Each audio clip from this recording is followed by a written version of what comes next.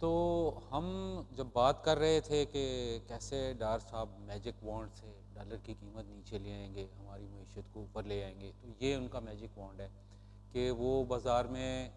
Dollar پھینکیں گے، dollar کی قیمت کم ہو جائے گی، ہم جتنی بھی چیزیں امپورٹ کر رہے ہیں وہ ہمیں بہتر لگیں گی اور ہمارا امپورٹ بل آہستہ آہستہ زیادہ ہوتا جائے گا۔ یہ ہمارے ساتھ پہلے بھی ہو چکا ہے، اور اسی کی وجہ سے جب ہمارا امپورٹ بل زیادہ ہوتا جائے گا اور ایکسپورٹ کی آمدنی ہماری کم ہوتی جائے گی تو ہم دیوالیہ پن کی طرف چلتے جائیں گے۔ وہ بینک جو ہمیں پہلے قرضہ دینے کے لیے آسان شرطوں پہ تیار تھے، ان کو پتہ تھا کہ یہ اپنی قیمت بڑھا لیں گے، ایکسپورٹس بڑھا لیں گے اور ہمیں قرضہ واپس کرنے کے اہل ہیں، وہ جیسے جیسے ٹائم گزر رہا ہے کیونکہ ہم اپنی ایکسپورٹس بڑھا پا نہیں رہے، ہماری جو پالیسی ہے وہ ہیلپ کر رہی ہے امپورٹس بڑھانے کے لیے، ان کو نظر آ رہا ہے کہ یہ اگلے 5 سالوں میں 10 سالوں میں بھی اس قابل نہیں ہوں گے کہ یہ ہمیں ہمارے پیسے واپس کر سکیں، تو وہ آپ پہ سختی کرنا شروع کر دیتے ہیں۔ وہ کہتے ہیں بھائی ہمارے پیسے واپس کرو، پھر وہ ان کو اس چیز سے کوئی غرض نہیں رہتی کہ آپ جو ہے وہ یہ پالیسی آپ کے فائدے کے لیے ہے یا نقصان کے لیے، کیونکہ آپ کی گورنمنٹ آلریڈی یہی کام کر رہی ہوتی ہے، وہ دیکھ رہے ہوتے ہیں کہ گورنمنٹ اپنے پیسے بنا رہی ہے، جو بھی بیٹھے ہوئے ہیں ان کو اس چیز کا احساس نہیں ہے یا ان کو پتہ نہیں ہے۔ اب پتہ تو ہے ان کو کہ یہ اوور آل نقصان دہ ہے، لیکن اتنا ان کو یہ اندازہ نہیں ہے کہ یہ کتنا نقصان دہ ہے، اس لیے وہ کام ڈنگ ٹپاؤ پالیسیاں بنائی جاتی ہیں، اور یہ آپ خیال ہی نہیں کرتے کہ میں نے اس کو بہتر طریقے سے کرنا ہے، اس کو اس طریقے سے کرنا ہے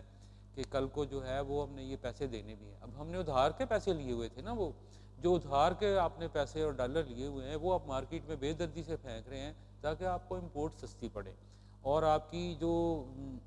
اگر جس نے 25 سال یہ کر لیا ہے، 5 سال کے 3 پیریڈ گزار لیے ہیں، ایک دفعہ نون لیگ، پھر پیپلز پارٹی اور پھر نون لیگ، ہر ایک نے اپنے اپنے باہر وہاں 100 ارب ڈالر بنا لیے، اور پاکستان جو ہے وہ قرضہ جو سارا وہ باہر چلا گیا، آپ نے توڑ مروڑ کے کسی نہ کسی طریقے سے۔ دیکھیں پہلے تو آپ جو ہے وہ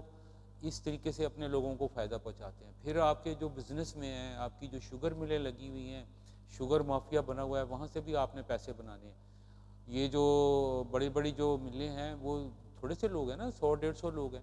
یہی لوگ باری باری آتے ہیں سیاست میں، ان کو ہی لائسنس کیوں ملتے ہیں؟ آپ مجھے یہ بتائیں نا، شوگر مل کا لائسنس بنانے کی ضرورت کیا ہے؟ آپ سب کو بنانے دیں تاکہ جو ہے وہ اگر دوسرے لوگ بھی بنا سکیں، وہی مشینری منگوا سکیں، تو تھوڑے عرصے میں شوگر مل جو ہے وہ نان پروفیٹیبل ہو جائے گی، تو پھر کیا کریں گے؟ کوئی بھی نہیں بنا سکے گا۔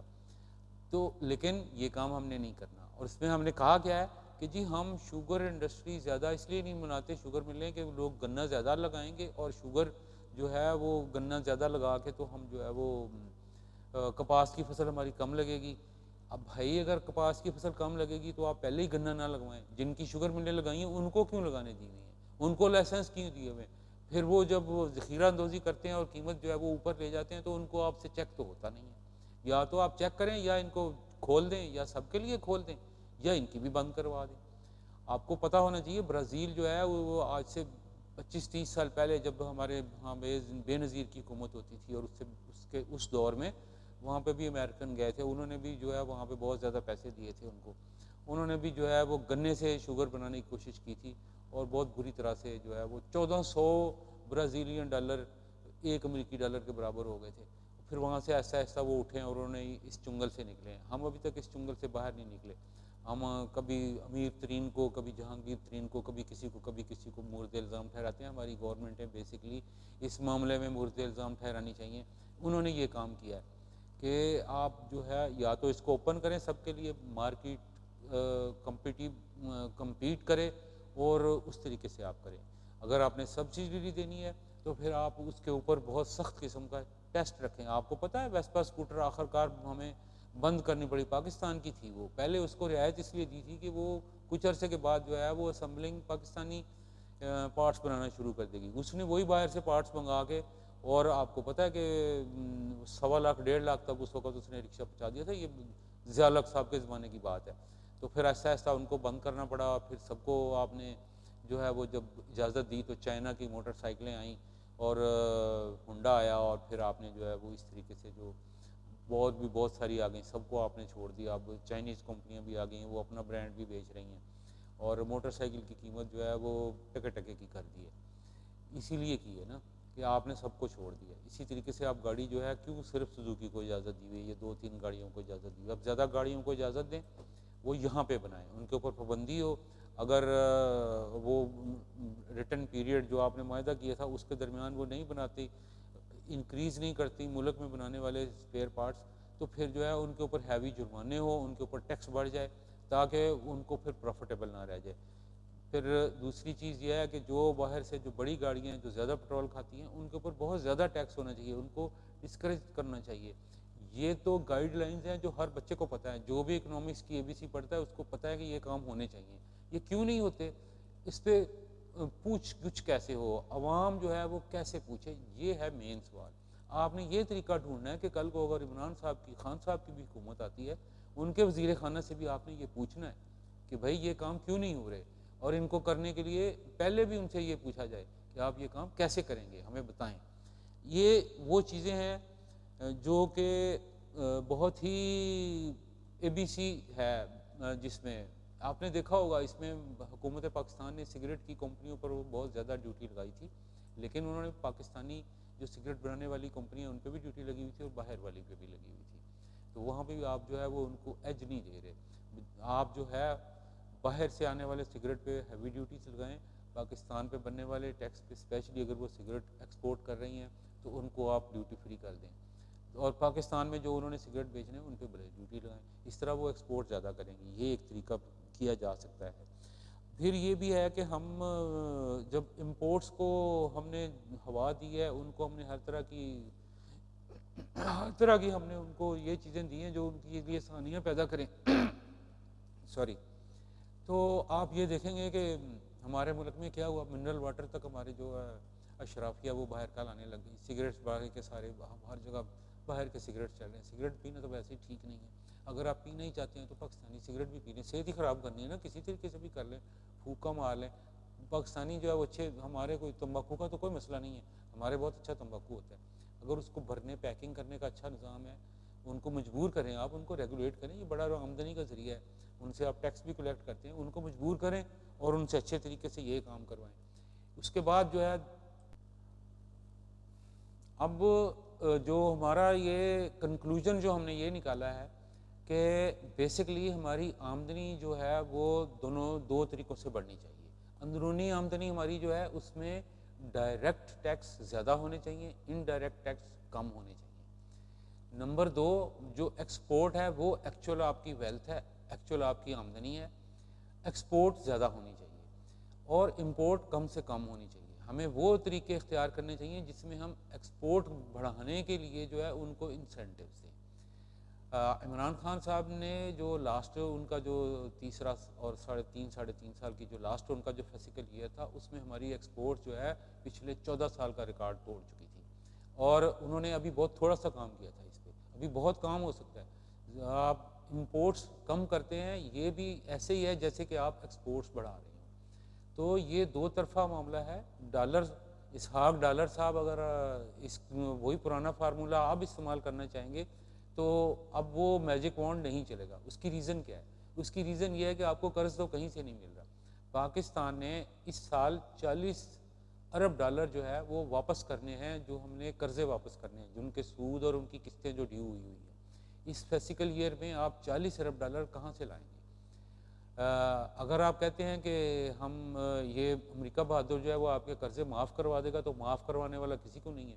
اس نے گریٹ بریٹن UK جو تھا, جو اس کے ساتھ سیکنڈ ورلڈ وار میں اس کا الائی تھا, ان کے ساتھ مل کے یہودیوں نے قرضے دیے ہوئے تھے ان کو. تو جب جنگ ختم ہوئی تو وہ یہ سمجھ رہے تھے کہ ہم نے اتنی قربانیاں دی ہیں, اتنے بندے مروائے ہیں, تو امریکہ جو ہے وہ ہمارے قرضے معاف کر دے گا. تو امریکہ بہادر نے یہ کہا تھا کہ قرضے معاف نہیں ہوں گے, ہم اس پہ جو ہے وہ کم کر دیتے ہیں انٹرسٹ, اس کی مدت بڑھا دیتے ہیں, لیکن آپ نے دینے ہیں. اور اسی لیے جو ہے وہ برطانیہ جو ہے وہ ڈیکلائن میں آ گیا. اس کے بعد وہ اٹھ نہیں سکا. جو پہلے ورلڈ پاور بڑی زبردست تھی, تو اس نے جو قرضے لیے ہوئے تھے وہ امریکنوں نے ان کو معاف نہیں کیے, تو آپ کو کیسے معاف کریں گے؟ ہمارے وزیر اعظم صاحب جو ہے, شہباز شریف صاحب جو ہے, وہ ہر جگہ مانگنے کے لیے مشہور ہو چکے ہیں. اور انہوں نے, ہمارے وزیر خزانہ جو تھے مفتاح صاحب, انہوں نے یہ کہا کہ جی ہم پیرس کلب جو ہے ان کو یہ کہا جی کہ آپ قرضے ری شیڈول کریں. بھائی آپ نے 2013 میں آلریڈی ری شیڈول کروا لی ہے,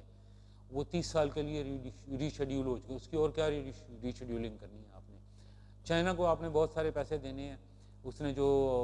اس میں جو ہے وہ انویسٹمنٹ کی، اس نے آپ کو قرضے نہیں دیے ہوئے، وہ اپنی انویسٹمنٹ واپس مانگے گا، اور اگر آپ نہیں دے سکیں گے اور یہ سی پیک آپ چلا نہیں سکیں گے